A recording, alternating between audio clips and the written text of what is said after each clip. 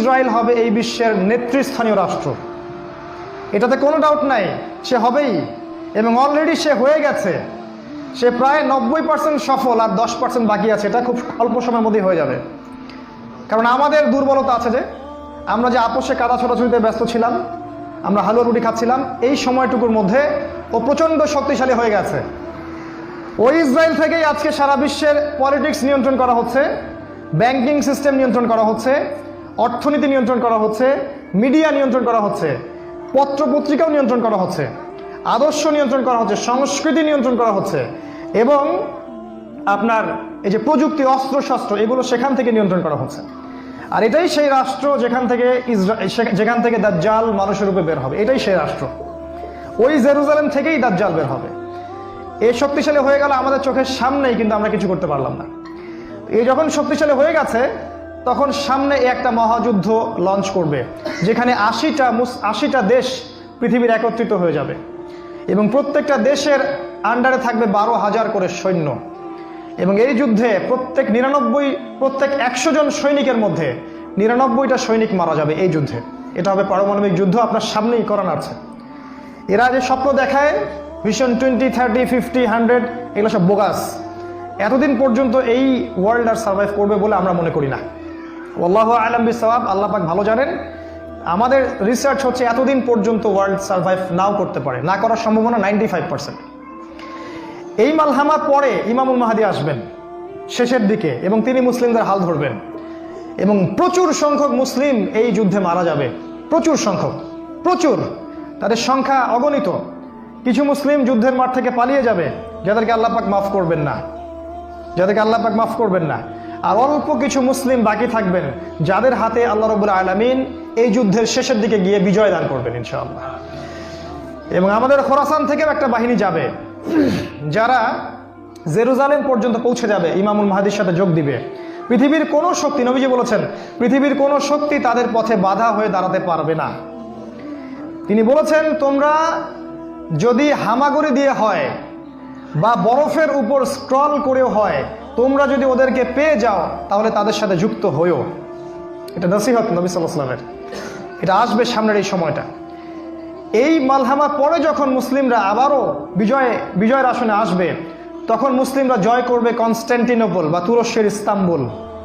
এটা এখন নেটোর হাতে চলে গেছে, এটা আবারও মুসলিমদের হাতে চলে আসবে। তারপর ঘোষণা করা হবে যে মাসিহুদ দাজ্জাল মানুষের রূপে বের হয়েছে। কোথায়? ওই জেরুজালেমে। তখন মুসলিমরা সেখানে ছুটবে। দাজ্জালের বাহিনীর সাথে মুসলিমদের ব্যাপক ফাইট হবে, কিন্তু মুসলিমরা তাদের সাথে পেরে উঠবে না। কেন পেরে উঠবে না? কারণ আল্লাহ পাক দাজ্জালকে এজন্য এভাবেই সৃষ্টি করেছেন। সে একটা পরীক্ষা, একটা ফিতনা।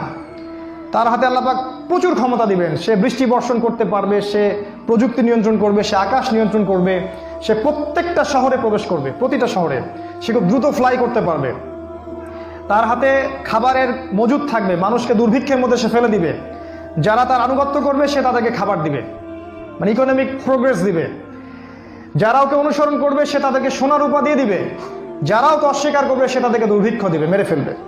এক কথায় যারা দাজ্জালকে অনুসরণ করবে তাদের প্রত্যেককে দাজ্জাল প্রোগ্রেস দিবে, উন্নতি অগ্রগতি দিবে, তাদের জিডিপি বাড়তে থাকবে এক কথায়।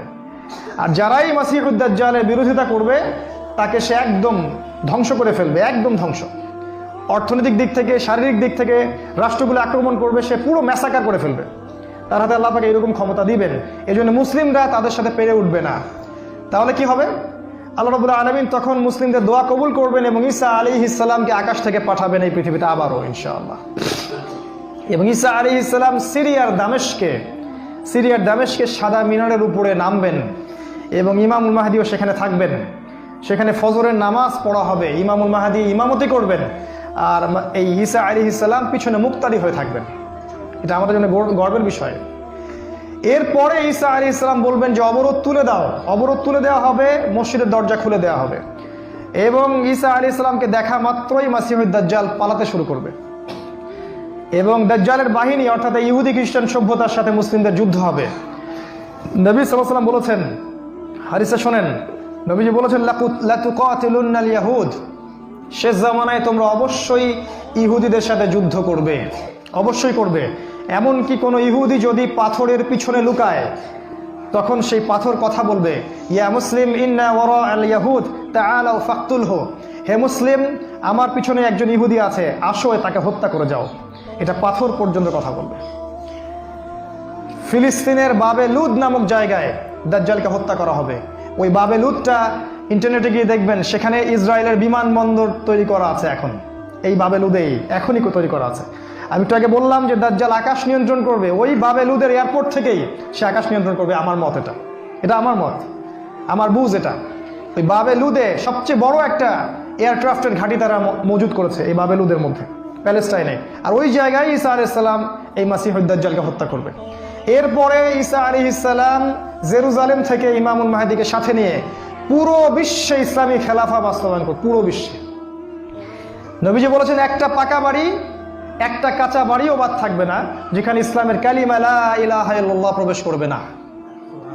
একটা কাঁচা বাড়ি একটা পাকা বাড়িও বাদ থাকবে না। এরপরে ঈসা আলাইহিস সালাম 40 বছর এই পৃথিবীতে ইসলামী খেলাফা বাস্তবায়ন করবেন। নবীজি বলেছেন, পৃথিবীতে কোনো জুলুম থাকবে না, কোনো রকমের অন্যায় পাপাচার থাকবে না। বাঘে এবং হরিণে এক ঘাটে পানি খাবে, কেউ কারো প্রতি কোনো অবিচার করবে না। এক একটা ফল হবে বিশাল বিশাল, আল্লাহ পাক বরকতের দরজা সব খুলে দিবেন। প্রচুর বৃষ্টিপাত হবে, মাটি উর্বর হবে, প্রচুর সুজলা সুফলা হয়ে যাবে এই পৃথিবীটা। আবারও আগের অবস্থায় চলে আসবে পৃথিবীটা ইনশাআল্লাহ। কোনো দূষণ থাকবে না, কিচ্ছু থাকবে না ইনশাআল্লাহ। এই 40 বছর তিনি রাজত্ব করবেন, তারপর তিনি মারা যাবেন এবং তাকে দাফন করা হবে রাসূল সাল্লাল্লাহু আলাইহি ওয়াসাল্লামের কবরের পাশে। আর ইমামুল মাহদী আরও আগেই মারা যাবেন, তিনি 7 বা 9 বছর রাজত্ব করবেন, এই মুসলিম উম্মাহকে নেতৃত্ব দিবেন। এই অবস্থাটা সামনে আসতে যাচ্ছে। এই কথাগুলো আপনাকে কোনো সেকুলার মিডিয়া বলবে না, কোনো কাফের মিডিয়া বলবে না, কোনো পত্রপত্রিকায় পাবেন না। ইভেন এখন ওয়াজ মাহফিলেও এগুলো বলা বন্ধ হয়ে গেছে। এই কথাটা আমি কেন বললাম, শুধু এত যে বড় একটা কথা আমি বললাম, এত ডিটেলস বললাম, এটার কারণ একটাই, যাতে আপনি হীনমন্যতায় না ভোগেন। কারণ সামনের যে বিজয়ের সময়টা, সেটা আমাদের বিজয়ের সময়। কোনো সন্দেহ নাই যে এই সময়টা অবশ্যই আসবে, কারণ প্রিয় নবী মুহাম্মদ সাল্লাল্লাহু আলাইহি ওয়াসাল্লাম তার পবিত্র জাবান এটা বলে গেছে। আমাদের নবী সাল্লাল্লাহু আলাইহি ওয়াসাল্লাম তার অলৌকিক পবিত্র জাবান এটা বলে গেছেন, কোনো শক্তি নাই পৃথিবীর এই কথাকে উল্টে দিতে পারে ইনশাআল্লাহ তাআলা। অতএব এখন যে দেখছেন এই যে সেকুলারদের দাপট, এই যে কাফেরদের দাপট, নাস্তিকদের দাপট, মুরতাদদের দাপট, একদম সব ওদের হাতে। অর্থনীতি, রাজনীতি, এভরি সিঙ্গেল সেক্টর ওরা কন্ট্রোল করছে। এর কিচ্ছু অবশিষ্ট থাকবে না ইনশাআল্লাহ তাআলা। ওরা যতই চেষ্টা করে নিক না কেন, তারা ইসলামের এই অপ্রতিরোধ্য গতিটা থাকাতে পারবে না ইনশাআল্লাহু আযজা ওয়া জাল্লা।